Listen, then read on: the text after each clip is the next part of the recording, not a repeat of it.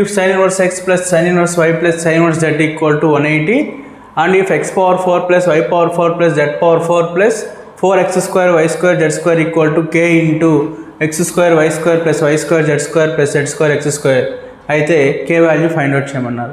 దీన్ని సింపుల్గా find out చేయడానికి x is equal to 0, y is equal to 1, z equal to 1 తీసుకుంటాం.